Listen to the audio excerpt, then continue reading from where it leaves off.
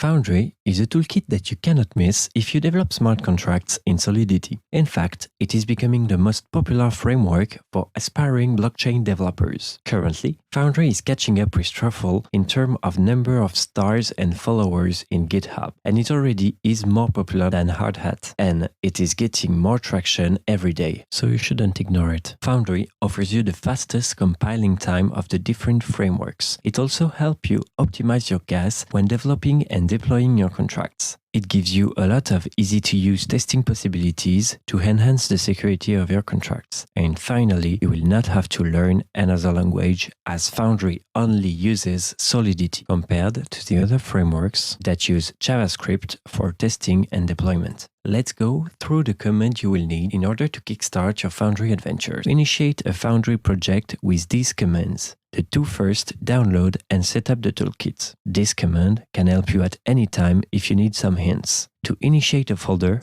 launch this one. The generated folder will contain these subfolders. Lib will contain the libraries used in your contract. Out will contain your compiled files. Script has your deployment contracts or any other script. SRC or source has your smart contracts. You'll have one by default that we will study. And test contains, well, you guessed it, the tests. Finally, the last file, foundry.toml, is a config file for your project. If you go in the source folder, there is already a contract. It is a really basic contract that can have a number in parameter. The contract implements a set number function and an increment function. The command to compile that file is this one. If it works, you will see this output. Let's look at the tests. A few things should jump to your eyes here. First, it is a Solidity file, which might be a shock if you are used to Hardhat or Truffle. It helps Foundry to be so fast and efficient and allows the dev to use only one language during the development lifecycle of their contracts,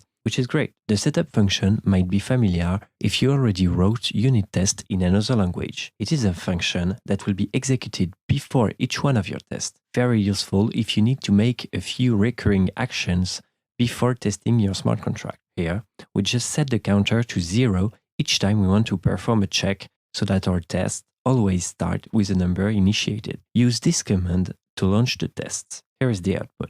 You can add up to 6 times the parameter v as an option if you want to get more details on the test's results. For example, let's see what we get if we add 4v. You can see more details on the function called and the parameters used. Now, let's look at the fuzzy tests. It allows you to test your smart contract with multiple values. If our test was not fuzzy and was testing only one hard-coded value, it would look like that. We would, with this code, only test the value 3. So even if the test had passed, that would not mean that the code was always working. For example, if the setNumber function of our contract was only working for values lower than 10, the test would not work for values over 10. This is why the fuzzy test can be really powerful. It will randomly select multiple values of x to test your contract as much as possible. Let's go back to the logs. You should see these details. Runs represent how many values of x Foundry tested. This number can be modified in the config file. Mu count the gas used on average, and tilde count the median gas used for each execution of the test. These stats can help you check if your functions are efficient in terms of gas, but you have other tools that Foundry offers you. The gas report can be used with this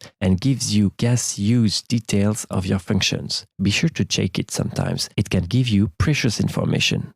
Foundry implements other lines of code to create tests with different fake configurations like this. Expect revert is self-explanatory. Frank would fake an access from a specific address. This test would, for example, succeed in a knownable contract if address 1 was not the owner of the contract. Deal gives fake ether to an address, or warp that changes the timestamp of the environment. Now, for the deployment, you will need these variables to make it work. You can create a .env file at the root of your repository like this one. It contains the API of your deployment environment, like Infra is my case, the private key of your wallet, the communication URL to to your blockchain. For the verification, your blockchain explorer's API key. Your deployment script will look something like that. Again, it is a Solidity file, and the script takes the form of a smart contract. It contains a run function that collects your private key, set up an account with it, log it. The function broadcast starts writing transaction on the blockchain. The next one creates the contract. The following one writes another transaction to set up the number 5. This will be written on your contract on the destination blockchain, then close the broadcast. Launch the deployment script with this command.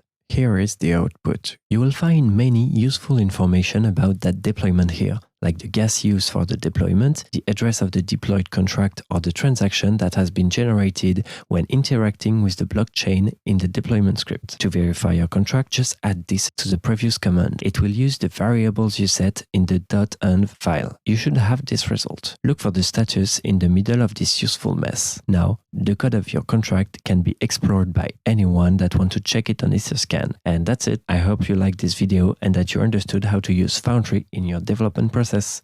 See you soon.